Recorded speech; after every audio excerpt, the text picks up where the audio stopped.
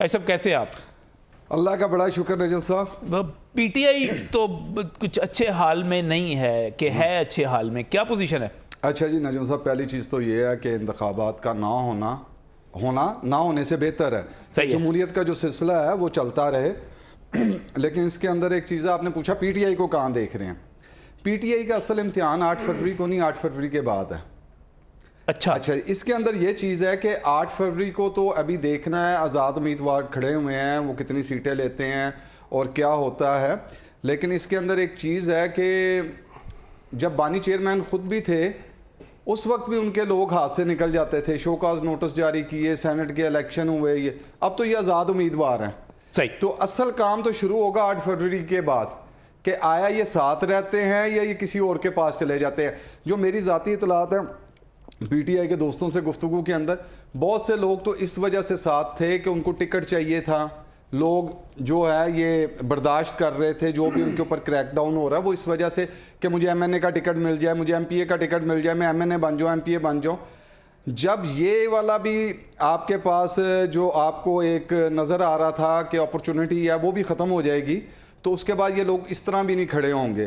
اور ابھی تک تو یہ نظر آتا ہے کہ جو 9 مئی کے واقعات ہیں اس کی مار 8 فروری کو پی ٹی آئی کو پڑھتے ہوئے نظر آ رہی ہے.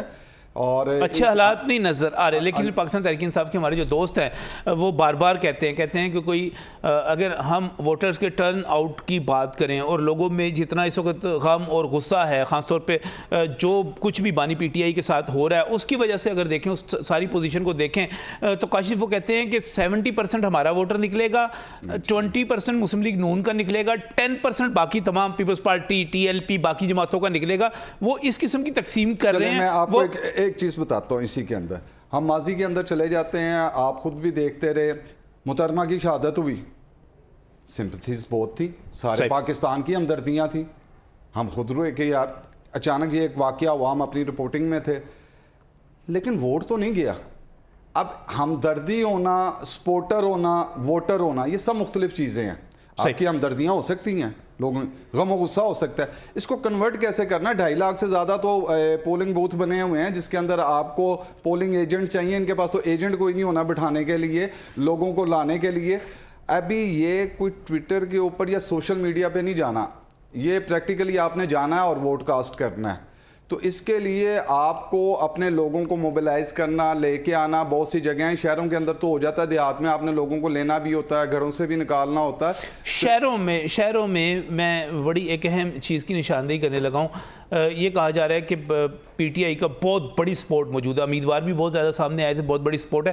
لیکن جو صنم جاوید ہیں جو کہ امیدوار تھیں مریم نواز کے مقابلے میں، پھر وہ شہزاد فاروق کے حق میں دستبردار ہو گئی. ان کی جو سسٹر ہے، ان کی جو بہن ہے فلک جاوید کہہ لیں، فلک نے ایک ٹویٹ کیا، اور NA118 ہے لاہور کا بالکل مرکزی، جہاں سے حمزہ شہباز جو ہے الیکشن لڑ رہے ہیں. انہوں نے ایک ٹویٹ کیا اور انہوں نے کہا کہ ہمیں پولنگ ایجنٹ نہیں مل رہے یہاں پر، آپ پولنگ ایجنٹ کے لیے فوری طور پہ میرے ٹویٹ کو سپریڈ کریں تاکہ لوگ ہم سے رابطہ کریں اور پولنگ ایجنٹ مل سکیں. اب ایک پولنگ سٹیشن کے اوپر آپ کو ایک پولنگ ایجنٹ چاہیے، لیکن وہاں پر آپ کے سینکڑوں ووٹرز جو ہیں چاہیے. جب آپ کو ایک پولنگ ایجنٹ نہیں مل رہا تو آپ یہ کیسے کہہ سکتے ہیں کہ وہاں پر سینکڑوں ووٹرز جو ہیں وہ پہنچیں گے؟ یہ بڑی ایک سنجیدہ بات ہے. یہی بات میں کہہ رہا ہوں، جو لوگ الیکشن لڑتے ہیں اور کر رہے ہیں، میں نے تو ان لیڈروں کو بھی ملا جنہوں نے کہا جی ہم ایک تو پولنگ ایجنٹ رکھتے نہیں ہیں، کسی نے کھانا بھی کھانا ہے دن میں، کسی نے واش روم بھی جانا ہے، اس ٹائم ملنے لگے وہ اٹھ جائے، تو ہم نے اس کا آلٹرنیٹ بھی رکھا ہوتا ہے. تو ان کے لیے تو پہلے مسائل ہی چل رہے ہیں. دوسرا جو آپ نے بات کی، ابھی تو کریک ڈاؤن ہو رہے ہیں، لوگ کہاں نکلے ہیں باہر. کل بھی ایک ریلی نکالنے کی کوشش کی گئی ہے 119 کے اندر، تو اس پہ کریک ڈاؤن ہو گیا. تو ان کے لوگ اب آپ جو کہہ رہے ہیں کہ اس خوف کے اندر باہر آتے ہیں نہیں آتے، کس تعداد میں آتے ہیں، غم و غصے کا اظہار ڈرائنگ رومز میں کرتے ہیں کہ باہر آگے کرتے ہیں، اس کے اندر بڑا فرق ہے.